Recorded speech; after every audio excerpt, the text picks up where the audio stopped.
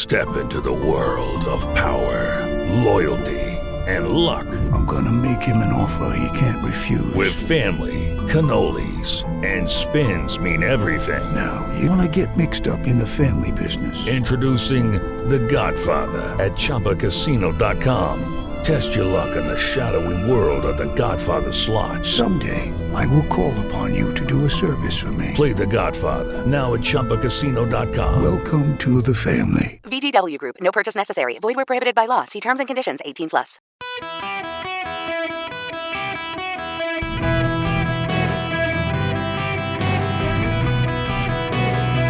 Welcome to the Eric Erickson Show Podcast, Hour 3. Greetings, conversationalists. It is Eric Erickson across the country, and I am delighted to have you with me. The phone number, should you wish to be a part of the program, 877-973-7425. You can always find me on social media at EW Erickson, Twitter, YouTube, Instagram, you name it. What you should do is text Eric, E-R-I-C-K, to 33777. Click that first link, get my daily email, click the other links. You can find the podcast, the live stream, find me on social media. It's not hard. Now, we must move on because we need to talk about Mexico. The president actually did his border visit in El Paso. And first time he's been to the border, by the way. They said the first time in his presidency. It turns out it's his first time at the border. And he's headed to Mexico. And I gotta be real honest with you.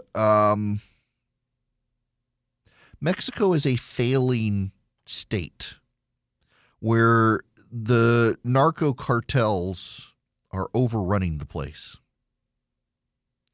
The New York Times, interestingly, has a story on Ken Salazar. He was he's the Secretary of the Interior for a while. I think he used to be governor of Colorado or some such, and he's now the American ambassador to Mexico. Let me just read you part of this because it's interesting. Mexico's election czar delivered a message to the American ambassador. The Mexican president was mounting an all-out assault on the National Elections Authority, sowing doubt about a pillar of the country's democracy. Instead of expressing alarm, America's top diplomat in Mexico took up one of the president's lines of attack, entertaining claims that an election long in the past, in 2006, had been stolen from the Mexican leader. The ambassador, Ken Salazar, said in an interview he was not convinced the election was clean, challenging the stance of the United States at a time when democracy is under threat at home and across the hemisphere. Mr. Salazar, who invited the election overseer to his residence, told the New York Times he wanted to know, was there fraud? The matter's long been settled until now. The ambassador's willingness to question the election's legitimacy, an election from 2006, is the latest example of what U.S. officials say is a worrying pattern when America's top diplomat in Mexico has appeared to contradict his own government's policies in the interests of aligning himself with Andrés Manuel López Obrador, the president of Mexico. When he took office in September 21, Ken Salazar was told to prioritize building a strong relationship with the Mexican president. As the primary buffer between the U.S. and record-high flows of migrants, Mr. López Obrador holds enormous leverage over Biden's presidency. Preserving Mexico's cooperation, administration officials said, meant avoiding conflict with a mercurial Mexican leader who has the power to damage Biden's political future by refusing to hold the line on migration. Mr. Salazar has in fact succeeded in getting close to the Mexican president, but there's growing concern within the administration that the ambassador may have actually compromised American interests in the process and has not leveraged the relationship into policy wins. The ambassador has rehashed debunked claims of a stolen election used by the Mexican president to fuel distrust in the country's democracy, questioned the integrity of a U.S.-funded anti-corruption nonprofit that's gone up against the president, caused a political storm by appearing to signal support for an energy overhaul the U.S. government opposed, and has stayed silent as Mr. Obrador relentlessly attacked journalists. In strategically important countries governed by volatile leaders, U.S. ambassadors often have to walk a fine line between cultivating a bond with that country's president and pushing their own government's priorities. Within the U.S. government, some are questioning whether or not our ambassador has gone too far to suck up to the Mexican president. There's a real problem here. There's a real problem with all of this. Now, never mind, I think the American government to some degree is wrong in some of what the Mexican president wants to do, but let me tell you the dirty little secret that isn't really talked about that much.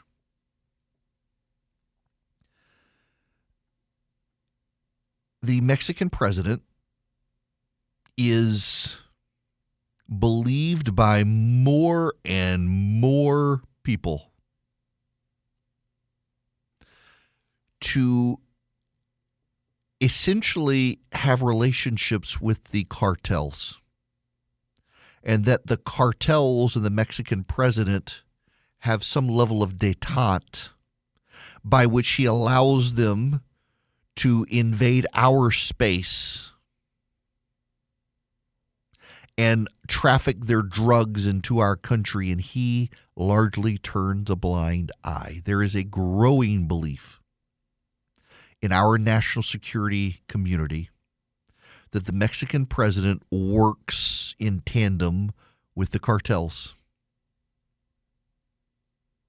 And that while they are not compatriots on all issues, and in fact in Mexico maintain some level of fighting against each other for control of parts of the country, that the Mexican president, to avoid the open warfare that he wants to avoid, has essentially decided to turn a blind eye to what they're doing and given them permission to do it, licensed them to do it.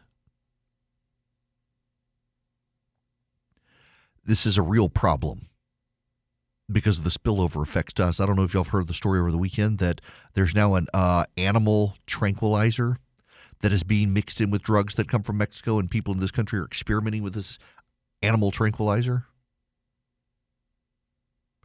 It's causing more people to die. It's not just the fentanyl at this point. This is a problem with the Mexican president. This is a problem with the Mexican state. And the problem for the Biden administration is that their ambassador has too good a relationship with the Mexican president to prioritize our interests. It's like Stockholm Syndrome or some such. He's become super buddy-buddy with the guy. And the ultimate issue here is that it is starting to undermine us and our national security objectives. It's bad for us. And we don't have an administration willing to deal with this. And frankly, we haven't really had an American administration willing to deal with it either. The Trump administration came closest. They certainly came closer to the Bush administration. But even during the Bush administration, when they had Vicente Fox down there, this is one of the elections the Mexican president believes was stolen from him, where the Mexican conservatives who wanted to take on the narco cartels, they beat him. And he's been resentful of it ever since. They kept him from power. The conservatives kept him from power. Remember, in Mexico, the current Mexican political party in charge has largely controlled that country forever until the Bush administration. There was this big sea change towards the right. And they won. There was a fabulous campaign ad. It was done, Alex.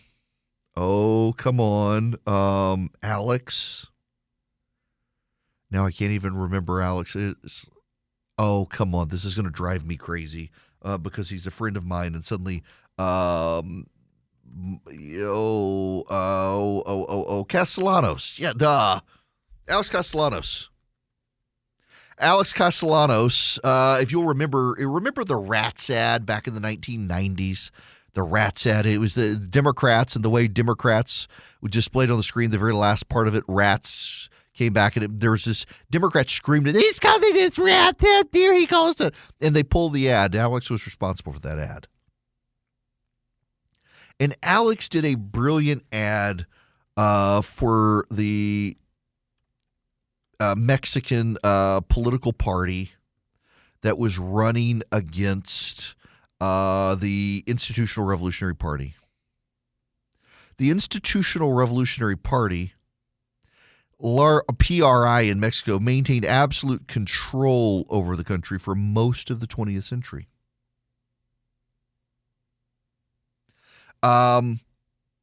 In 2000, they lost it. And then in 2006, they lost again. In 2000, Vicente Fox won. And in 2006, Felipe Calderon won. And that was the PAN party, PAN, the National Action Party. It's the conservative party. And the party, PAN, has typically lost to PRI. And PRI is socialist. And PRI, having had control of Mexico for so long, has had ties into the Mexican drug cartels. And the Mexican drug cartels have had territory within Mexico where PRI has turned a blind eye. And that all changed in the early 2000s when Vicente Fox got elected. Vicente Fox may not be your cup of tea. He certainly didn't like Donald Trump. But Vicente Fox was actually a great reforming president in Mexico. He cut out a lot of the corruption, not all of the corruption, arguably benefited from some of it, but he had been a Coca-Cola executive. And he decided to privatize parts of Mexico. He decided to reform parts of Mexico. And he decided to take the fight to the drug cartels, and he won. And now PRI is back in, and the current president of Mexico is alleged to have ties to the drug cartels in some capacity and turn a blind eye to the drug cartels. And no one in this administration, in this country, wants to acknowledge the failures of the Mexican state. There are parts of Mexico where towns have had to build their own militias because the Mexican police state won't come police for them, where the police officers are getting murdered. There are Americans down there who are getting kidnapped regularly now. It is not a safe place to go. It's not a safe country to visit if you're an American anymore. I've got a friend who goes regularly for a think tank and every year has more and more security guards go with him to protect him when he goes. And this administration doesn't want to deal with the issue head on. This administration doesn't want to acknowledge the failures of the Mexican government to the narco control of the cartels. And this administration doesn't want to take the problem seriously, because if they had to take the problem seriously, if they did take the problem seriously, they would have to acknowledge something they refuse to acknowledge. Donald Trump was right. We need a border wall. And they don't want to fund it, and they don't want to build it, and it's exactly what we need. If you own a small to medium-sized business that kept employees on payroll through COVID, you may have a big cash refund waiting for you. The Employee Retention Credit is a tax credit of up to $26,000 per employee, and now more businesses than ever qualify. The experts at RefundsPro.com specialize in cutting through the red tape of qualifying for this government program. Most of their refunds are over $100,000. Even businesses that have received PPP funds may be eligible, and there are absolutely no fees unless you receive a refund. There's no reason not to apply. If your business experienced shutdowns, limited capacity, supply chain challenges, or even reduced revenue due to COVID, you likely qualify. RefundsPro.com has already helped hundreds of businesses, so don't lose the refund you're owed by missing the deadline. Get started today with the free 5-minute questionnaire at RefundsPro.com. That's RefundsPro.com. Greetings. How are you? Welcome. It is Eric Erickson here. Okay, so just full disclosure, fair warning here. For those of you listening, wondering what is going on my flagship station, I'm not on there today. And I say this to the people who aren't listening, I suppose, but I'll say it to you guys if it comes up. My mom and my father-in-law are both like, what's happened? Is he okay? Why isn't he on? So my flagship station, WSB in Atlanta, is also the station on which the Georgia Bulldogs football games are broadcast for the metro Atlanta area. And as a result, because tonight is the National College Football Championship, WSB Radio is airing a special. And at 3 o'clock, I will hop over there and be on there. But I'm not there now because they're doing a special, but I'm everywhere else I'm supposed to be. For everybody who got the memo that I was switching satellites today, which is a random little process here is, so I broadcast my show beamed out across the 50 states on a satellite system. It's called an XDS system, and I had been using Premier's system, which is the home of Rush Limbaugh, Sean Hannity, Glenn Beck, and the like. But I was going through it through their Georgia office, and they've been fantastic people, wonderful people. But it was time for a move because many more stations have satellite receivers from Westwood One. Westwood One does a lot of sports programming, talk programming, music programming, and the like. And so I moved over there effective today, and apparently a couple stations didn't see the back and forth emails and the like, but I think I'm restored everywhere. So in any event, we got to move on. But I will be back on WSB tomorrow. So, okay, got other stories we got to talk about, including Joe Biden looks like he is pivoting for the 2024 election. Before I get there, though, the New York Times has hired David French. Now, full disclosure, I happen to be friends with David French, really like the guy. We disagree on a number of topics. I definitely think that David over the last few years has viewed himself in a way he speaks somewhat prophetically, I think, back to the right these days. I don't always agree with some of the things that David says, but he's a dear friend of mine. There are things I say that he disagrees with as well, and we can leave it at that and still be friends. What I find notable is that David actually, when he writes to the left explaining the right, does a good job, and there are days I wish he spent more time doing that instead of talking back to the right, where I oftentimes these days disagree with him. But it doesn't matter to some on the left. The New York Times has now hired him as a columnist, and progressive activists, particularly of the transgender variety, are furious that David French has gotten a column at the New York Times. And they go through great base saying, we don't believe in cancel culture, but he needs to be canceled because he doesn't accept us. They are furious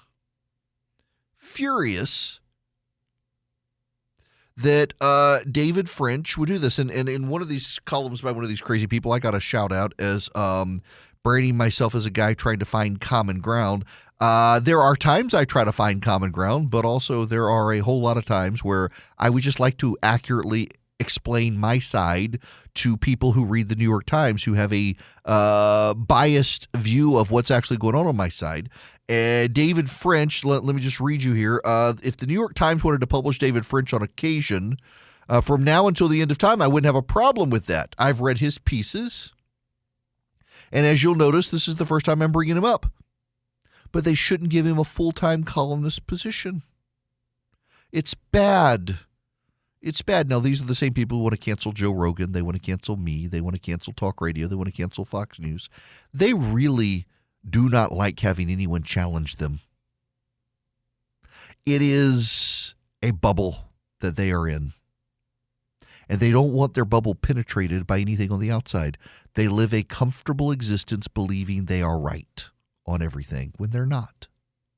It is remarkable to me how so often they can't even acknowledge there might be some validity to the viewpoints of the right. They don't want to be exposed to it. They're mad about Brett Stevens, who is an establishment moderate voice of the Wall Street Journal. They want him fired. They don't want Ross Douthat there, who's openly Catholic. They don't want David French. They do not want to and have to encounter views with which they disagree, which is part of the problem of the left. For all their talk about us being the authoritarian side, they are not only authoritarian, they're intolerant of anyone who thinks differently from them.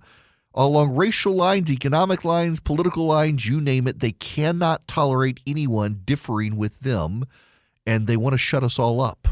And now they're upset about the Times hiring David French. So for real-world impactful dynamics of how this college football game tonight shakes things up, the Georgia legislature convened today. It's required to convene the first Monday in January after the first of the year, after January 1st. So as early as the 2nd, it doesn't meet on January 1st, or 2nd if it's a Sunday. They would meet on the 3rd. So today is the first Monday. I guess, no, it's the second Monday is when they meet. So today is the second Monday. Constitutionally, they had to convene, and they abruptly convened, elected their leaders, and adjourned so that any number of them could hop Delta flights, hopefully not Southwest flights, to get to Los Angeles for the college football championship game. I got to just, Philip and I were talking about this off air. I'm kind of surprised by the number of people I know who have dropped exorbitant sums on tickets and airfare to get there. They are the comfortably middle class, I will say. I'm like, that's your vacation for the year that you're spending to go to this championship. And I guess for the love of the game, and you're a diehard Georgia Bulldog fan or a diehard fan of Texas Christian.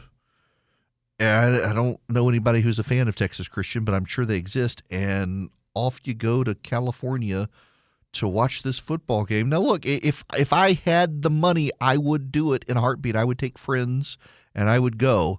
One day, when I can afford to have Priority Jet fly me around the country all the time, I'm going to do it. But I'm not there yet, and I'm just kind of, I don't know. I don't know. To each his own. Now, we got to talk about Biden and the pivoting. The pivoting has begun. I will also take your phone calls, 877-973-7425. The pivoting to the middle has begun. This is from Axios. His early 2023 moves, a visit to the U.S.-Mexico border, his appearance with Mitch McConnell to promote infrastructure reform, gave a crystal-clear contrast with the GOP's chaotic speaker fight. Voters sent a clear message in the midterms. They want bipartisanship. They don't want extreme candidates from either side. Republicans have accommodated their extremists with often disastrous results. The Biden administration had been pandering to progressives, but now he's cutting deals with Republicans. Sunday's trip to El Paso, Texas, was the first time Joe Biden has visited the U.S.-Mexico border. He will showcase law enforcement, taking a possible Democratic vulnerability head on. This feels like the Joe Biden of 2020, says Jim Kessler, executive vice president for policy at the centrist Democratic think tank Third Way. This trip to the border is what the doctor ordered. Even as Biden shores up his center flank, he'll still need to balance the priorities between the party's ascendant progressive wing and majority-making moderates. On immigration, party activists are already crying foul. This year's State of the Union address will help Biden solidify his moderate pivot. Ron Brownstein of The Atlantic says he needs to pivot to improving conditions for workers in jobs that don't require advanced credentials. That may help him make inroads with blue-collar voters who are leaving the Democratic Party.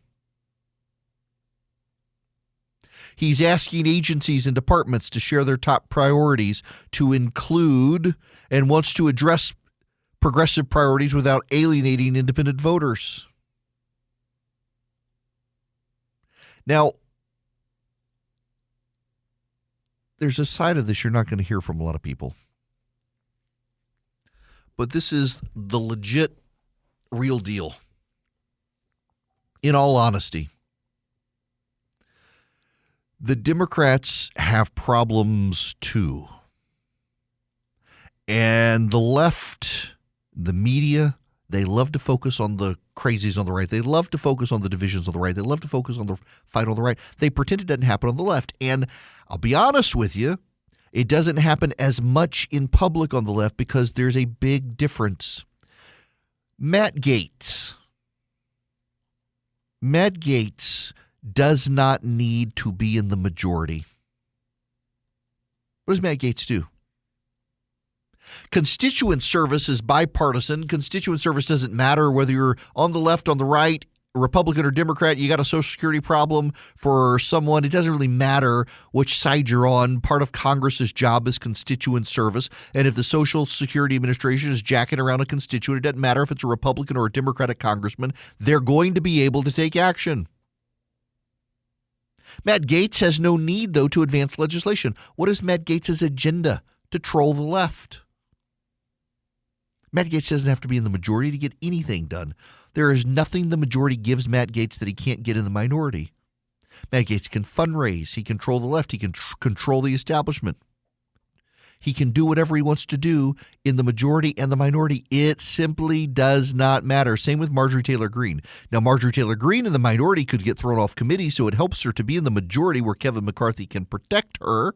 But it does not matter too much because Marjorie Taylor Greene can still fundraise, can still fight the left, can still go on Newsmax, do all of those things in the majority or the minority.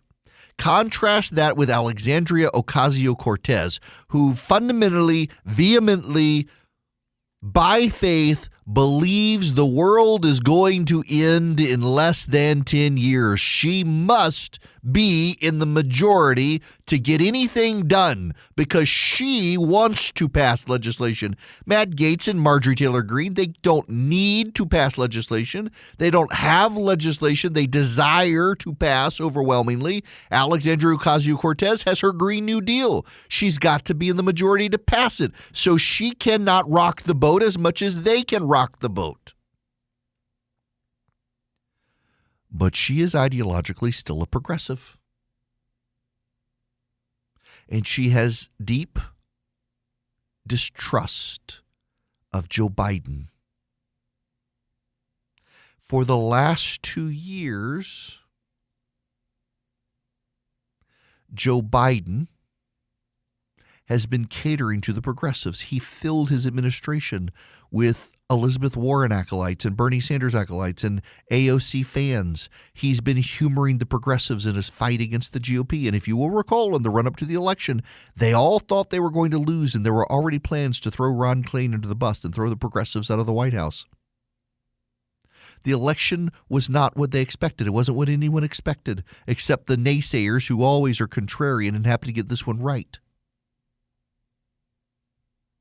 They were prepared to purge the progressives. But what actually happened in the election?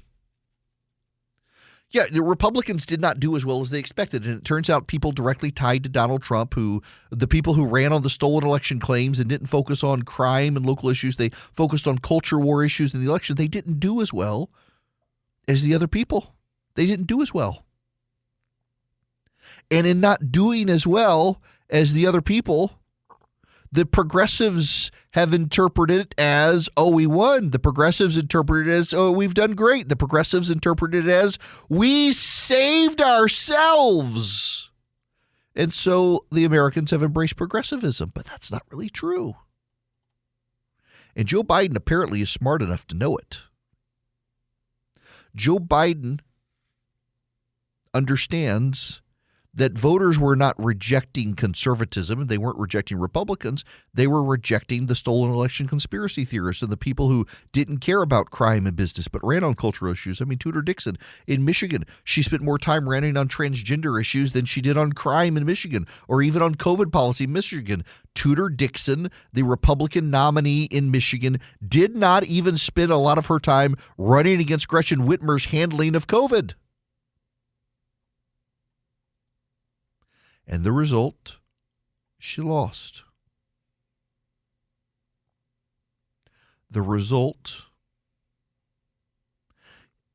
is the Republicans who didn't make it about Trump, but made it about policy issues, they tended to win.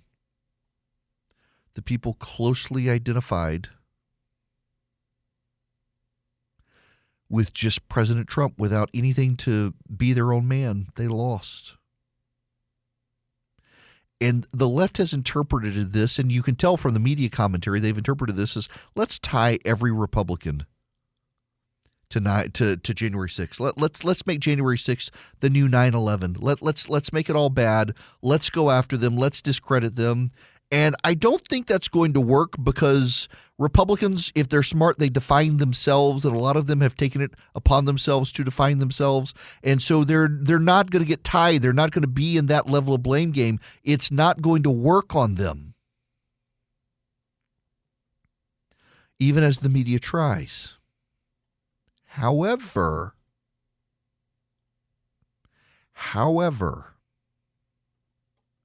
the media is going to keep on, and so the Republicans themselves need to not fall into the trap.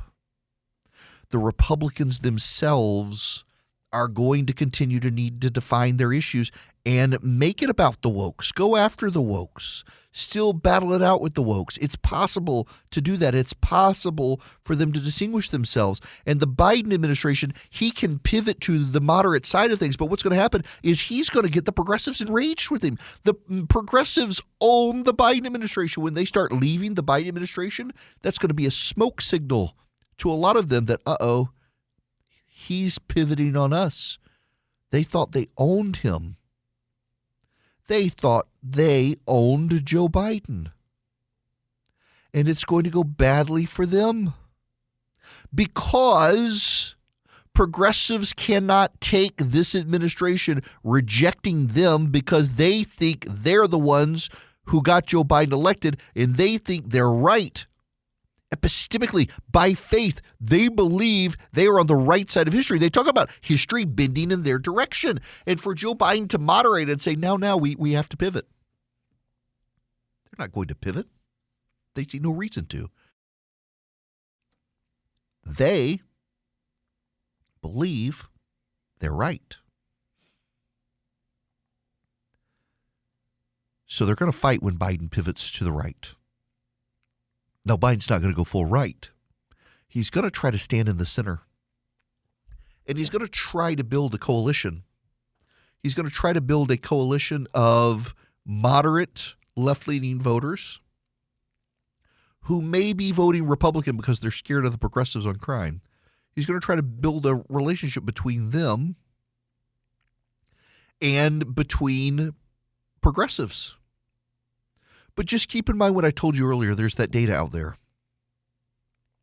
Increasingly, progressive women are the most intolerant people on planet Earth.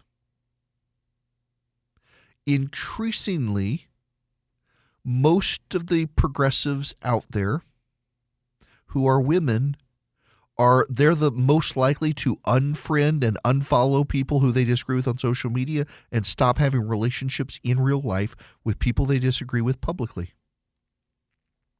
They're the bridge burners, not the bridge builders.